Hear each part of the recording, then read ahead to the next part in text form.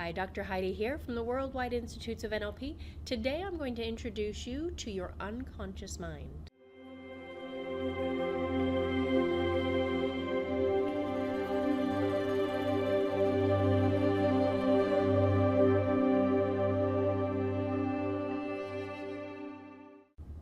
Unconscious mind, subconscious mind, non-conscious mind, there's a lot of different words for it. Ultimately, NLP is connected with and works with the unconscious mind. Again, there's been different words for it, but NLP primarily utilizes the word unconscious. Now, let's define that in a moment, but let's define your conscious mind first. So your conscious mind, that's your conscious thinking, analytical, reasoning mind. That's the part of your mind that knows that today's today, not yesterday or tomorrow. That part of your mind apparently takes up only 10% of your mind. So only 10% of your mind is that thinking, analytical, reasoning mind. Your unconscious mind, that's the rest of it. That's that part of your mind that is non-thinking, non-judging, non-perceiving, but is bringing everything in.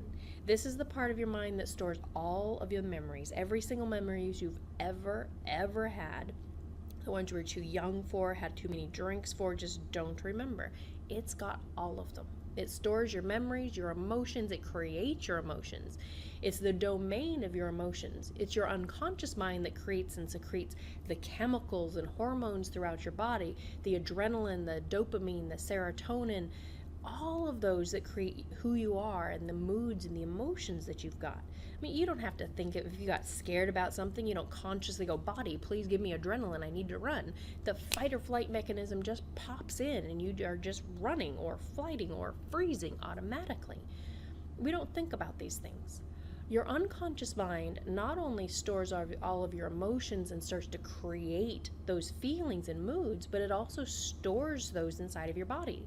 They have found that we store in amino acids, neuropeptides, emotions.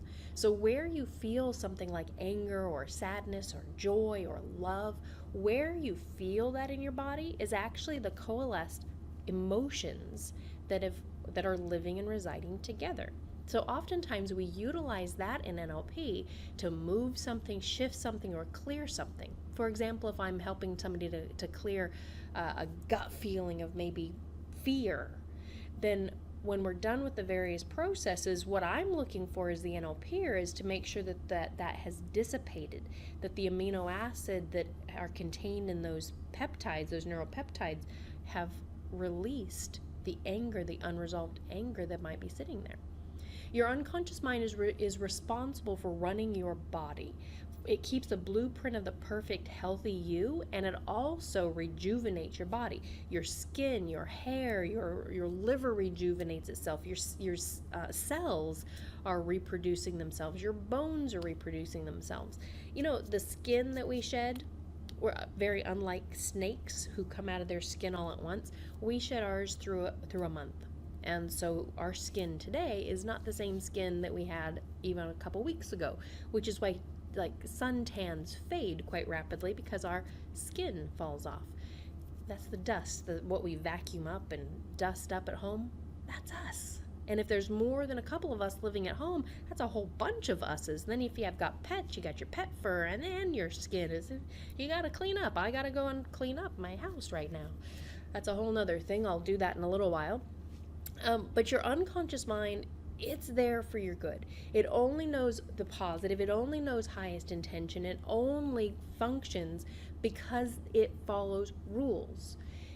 There's a little you sitting inside of you, probably millions of little yous sitting inside of you, waiting, listening for orders, and just following directions. And it's continually eavesdropping on what you say and what you feel and what you do, and it's starting to make the rules.